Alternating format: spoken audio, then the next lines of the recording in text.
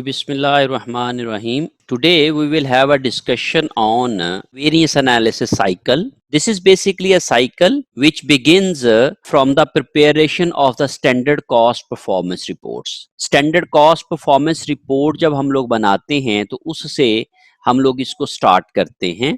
Standard cost performance reports जो है वो आप लोगों को याद होगा कि हम लोगों ने जब फ्लेक्सिबल बजटिंग पढ़ा था तो उस वक्त हम लोगों ने जो कुछ एक फ्लेक्सिबल बजट परफॉर्मेंस रिपोर्ट या स्टैटिक बजट परफॉर्मेंस रिपोर्ट बनाई थी. उसी की ही आगे एक डिटेल्ड शक्ल होती है जिसमें हम लोग हर एक वेरिएंस को फर्दर उसके कंपोनेंट्स में डिवाइड करते जाते हैं और उस कंपोनेंट्स को डिवाइड करके हम लोग एक डिटेल्ड रिपोर्ट बनाते हैं जिसको हम लोग परफॉर्मेंस स्टैंडर्ड परफॉर्मेंस रिपोर्ट कहते हैं, स्टैंडर्ड कॉस्ट परफॉर्मेंस रिपोर्ट. तो वो बेसिकली सबसे पहले हम लोग बनाते हैं ताकि हम कंपेयर कर लें अपने एक्चुअल रिजल्ट्स को विद आर बजटेड रिजल्ट्स. तो जो भी बजट्स होते हैं या स्टैंडर्ड कॉस्ट्स होती हैं उनको जब हम लोग अपनी एक्चुअल परफॉर्मेंस के साथ, एक्चुअल रिजल्ट्स के साथ कंपेयर करते हैं तो हम एक रिपोर्ट बनाते हैं जिसको हम लोग परफॉर्मेंस रिपोर्ट बोलते हैं. Then, on the basis of this report, we analyze variances, whether variances are favorable or unfavorable, and which variances are favorable and which variances are unfavorable. फिर हम लोग उसको डिटेल में देखते हैं कि कौन कौन से वेरिएंसेस हमारे फेवरेबल हैं और कौन कौन से वेरिएंसेस अनफेवरेबल हैं. बाज़-औक़ात ये हो सकता है कि हमारे जो वेरिएंसेस हैं वो जैसे मटेरियल है, लेबर है, ओवरहेड है या सेल्स के हैं, इन तमाम वेरिएंसेस को हम लोग एनालाइज करते हैं कि इनकी सिचुएशन क्या है. क्या हमारी एक्चुअल कॉस्ट जो है वो बजटेड कॉस्ट से कम है, ज़्यादा है, तो उनकी हम लोग एनालिसिस करते हैं, एनालाइज करते हैं उन वेरिएंसेस को. And on the basis of that analysis we identify questions कि why these variances are basically there. We have to identify कि what are the reasons of these variances. जो भी वेरिएंसेस आए हैं जिसमें हमारी एक्चुअल कॉस्ट और बजटेड कॉस्ट डिफरेंट है तो उनके जो वेरिएंसेस के डिफरेंसेस आए हैं, जो भी हमारी डिफरेंट कॉस्ट आई हैं, उनकी वजूहात क्या है, what are the causes of these differences.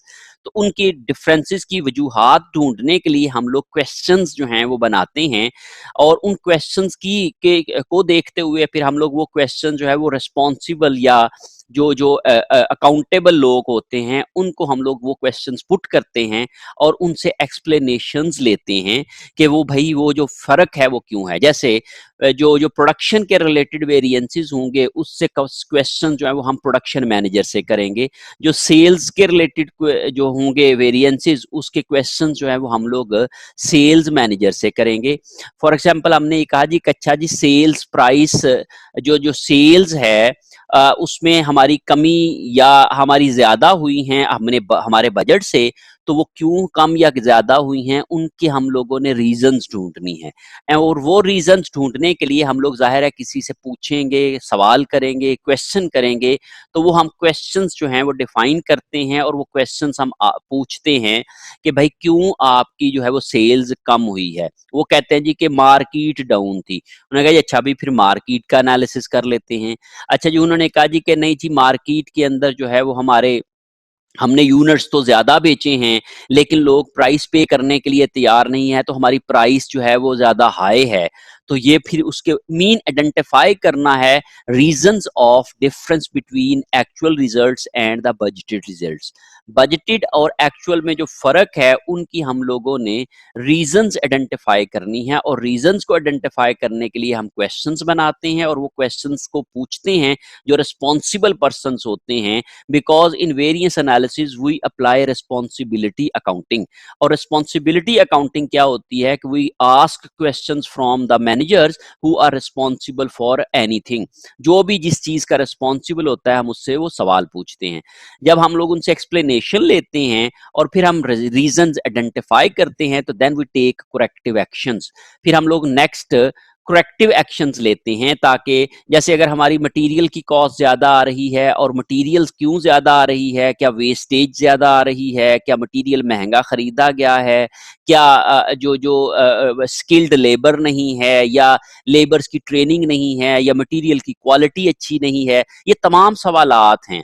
उन सवालात को हम रेलेवेंट पर्सन के साथ, अगर क्वालिटी अच्छी नहीं है तो परचेज वालों से पूछेंगे, अगर महंगा खरीदा है तो परचेज वालों से पूछेंगे, अगर स्किल्ड लेबर नहीं है तो लेबर से पूछेंगे, एचआर से पूछेंगे। लेकिन अगर लेबर भी स्किल्ड है, मटेरियल भी अच्छी क्वालिटी का है, सारा कुछ ठीक है, तो फिर भी अगर मटेरियल वेस्ट हो रहा है तो फिर हम लोग प्रोडक्शन मैनेजर से पूछेंगे। तो फिर वो हम रीजन आइडेंटिफाई करते हैं, एरिया आइडेंटिफाई करते हैं, और इन एरिया की रोशनी में हम लोग करेक्टिव एक्शंस लेते हैं। वो जो करेक्टिव एक्शंस हैं, उनकी बेसिस के ऊपर फिर हम लोग नेक्स्ट जो नेक्स्ट पीरियड होता है, that is the month, that is year, फिर उसके हम लोग अपने ऑपरेशंस को कंडक्ट करते हैं। जब वो वाला पीरियड खत्म होता है तो उसके एंड ऑफ द पीरियड हम लोग फिर अपनी दोबारा से रिपोर्ट बनाते हैं, और ये एक साइकिल इस तरीके से चलता रहता है। इसको हम लोग वेरिएंस एनालिसिस साइकिल कहते हैं, जो कि इस तरीके से वेरिएंस रिपोर्ट से शुरू होता है, फिर हम वेरिएंस एनालिसिस करते हैं, फिर हम लोग उसके क्वेश्चंस आइडेंटिफाई करते हैं, एक्सप्लेनेशंस लेते हैं लोगों से, फिर उनकी रोशनी में करेक्टिव एक्शंस लेते हैं, और करेक्टिव एक्शंस लेने के बाद फिर हम लोग फिर दोबारा से ऑपरेशंस प्लान करते हैं, ऑपरेशंस को कंडक्ट करते हैं, और फिर जब वो कंप्लीट होता है तो फिर एक नया साइकिल फिर से स्टार्ट हो जाता है। So every period we need this cycle, जिसमें हम लोग एक वेरिएंस एनालिसिस को करते होते हैं।